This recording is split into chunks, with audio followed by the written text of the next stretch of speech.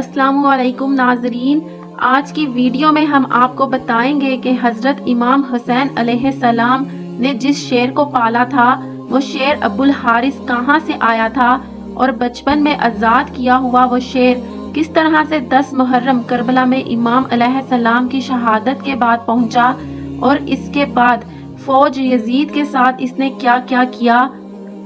ناظرین، ایک دفعہ مولا علی علیہ السلام خطبہ دے رہے تھے کہ اسی دوران کچھ لوگ دوڑتے ہوئے مولا علی علیہ السلام کے پاس آئے۔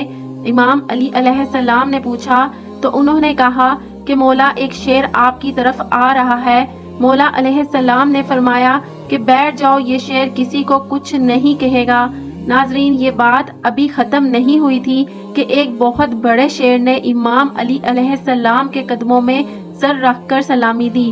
ناظرین، اس کے بعد اس شیر نے ایک چند دن کا اپنا بچہ مولا علی علیہ السلام کی خدمت میں پیش کیا۔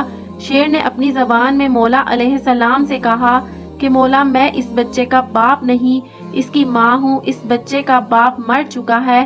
اس شیرنی نے مولا علی علیہ السلام سے کہا کہ مولا، میں چاہتی ہوں کہ یہ پل کر جوان بھی ہو جائے اور محفوظ بھی رہے۔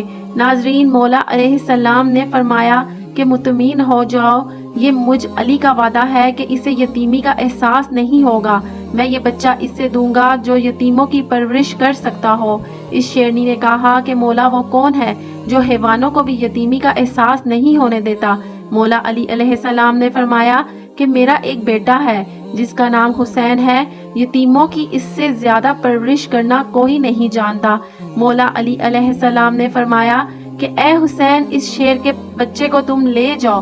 امام حسین علیہ السلام نے اس چند دن کے بچے کو اٹھایا اور اس کے سر پر شفقت سے ہاتھ پھیرا اور فرمایا کہ آج سے اس کا نام ابو الحارث ہے۔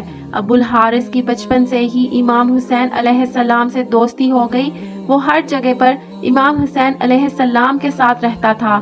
اس شیر کو امام حسین علیہ السلام سے اتنی محبت اور عقیدت تھی۔ ناظرین، جب یہ شیر بڑا ہو گیا تو کچھ لوگ مولا علی علیہ السلام کے پاس آئے اور کہنے لگے، یا علی، اب یہ شیر بڑا ہو گیا ہے، ہمیں اس سے خوف آتا ہے کہ کہیں یہ ہمیں نقصان نہ پہنچا دے۔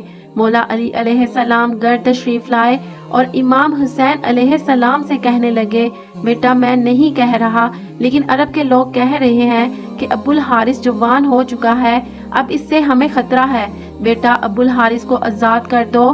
یہ سننا تھا کہ امام حسین علیہ السلام کی آنکھوں میں آنسو آ گئے۔ مولا علی علیہ السلام کو دیکھ کر مسکرائے اور اپنے بابا کی گردن میں پیار سے باہیں ڈال کر مسکرا کر کہا، جی بابا جان، جیسے آپ کا حکم ہے۔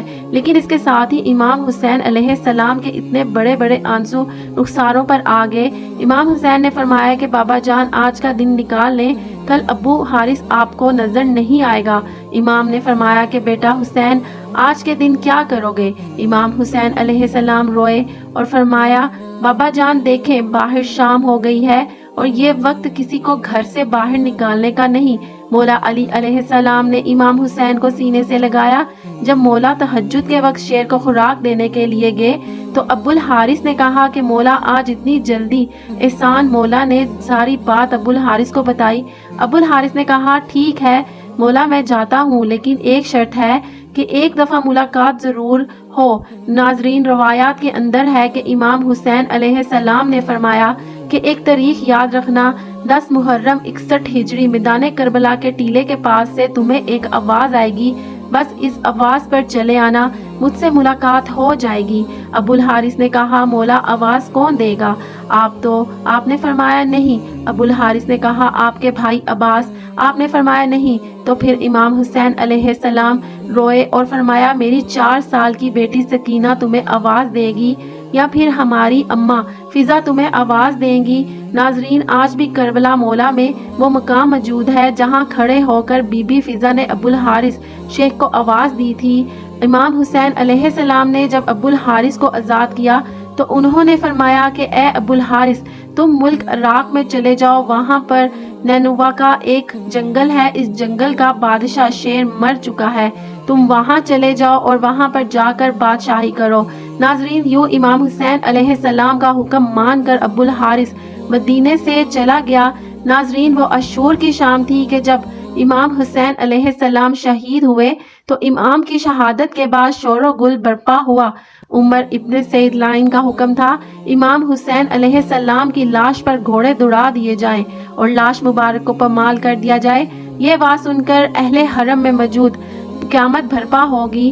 جیسے ہی افواج کے اندر یہ اعلان ہوئے تو بی بی فضا حضرت بی بی زینب خاتون سلام اللہ علیہا کے پاس آئیں اور کہنے لگی کہ اے میری پاک سیدہ، رسول خدا صلی اللہ علیہ وآلہ وسلم کے ایک صحابی تھے جو سمندر میں سفر کر رہے تھے کہ اس کی کشتی ٹوٹ گئی۔ وہ کشتی کے ایک لکڑی کے تختے کا سہارا لے کر ایک جزیرے میں پہنچا۔ اس ویران جزیرے میں اس نے ایک شیر کو دیکھا۔ وہ شخص شیر کو کہنے لگا کہ مجھے اذیت مت دینا، میں رسول خدا صلی اللہ علیہ وآلہ وسلم کا غلام ہوں۔ تو اس شیر نے جیسے ہی اس صحابی کی بات سنی تو وہ اسے مارنے کی بجائے وہ اسے صحیح راستے پر لے گیا۔ بی بی فضا نے فرمایا اے میری پاک سیدہ، اس علاقے میں بھی ایک شیر رہتا ہے، آپ مجھے اجازت دیجئے میں اس شیر کو پاس جا کر اسے بلاتی ہوں اور ظالموں کے ارادے سے اسے آگاہ کرتی ہوں۔ جناب فضا جنگل کی طرف جانے لگی اور انہوں نے ابو الحارث کہہ کر شیر کو صدا دی۔ جیسے ہی بی بی فضا کی آواز بلند ہونے لگی تو شیر چند ہی ساتوں میں ان کے پاس پہنچ گیا۔ بی بی فضا نے فرمایا اے ابو الحارث، کیا تجھے معلوم ہے کہ یہ ظالم امام حسین علیہ السلام کے جسم عطر کو پامال کرنا چاہتے ہیں؟ لاش کو پامال کرنے کے بعد یہ گھوڑوں کے ٹاپوں سے ان کی لاش کو ناقابل شناخت بنانا چاہتے ہیں۔ یہ سن کر وہ شیر ابو الحارث بی بی فضا کے ساتھ آ گیا اور مقتل میں پہنچ کر امام حسین علیہ السلام کی لاش کے پاس بیٹھ گیا۔ اور ناظرین، مقتل کی کتابوں میں ہے کہ اس شیر ابو الحارث نے خون امام حسین علیہ السلام سے پیشانی رنگین کی اور روتا رہا، یعنی کہ جب کوفی لوگ گھوڑوں پر سوار ہو کر امام حسین علیہ السلام کی لاش کو پامال کرنے آئے تو دیکھا کہ ایک شیر موجود ہے۔ گھوڑے وہاں نہ ٹھہر سکے اور بے قابو ہو کر بھاگ نکلے۔ سواروں نے بھی پلٹ کر نہ دیکھا۔ جب اس واقعے کی عمر ابن سعد کو خبر ملی تو وہ لعین کہنے لگا کہ اس کو کسی پر ظاہر نہ کرنا، یہ ایک فتنہ ہے۔ ناظرین، فضا علیہ السلام علیہ نے شیر کے آنے کی خبر جناب زینب پاک سلام اللہ علیہ کو سنائی اور اس نال لاش عطر پامال ہونے سے محفوظ رہی۔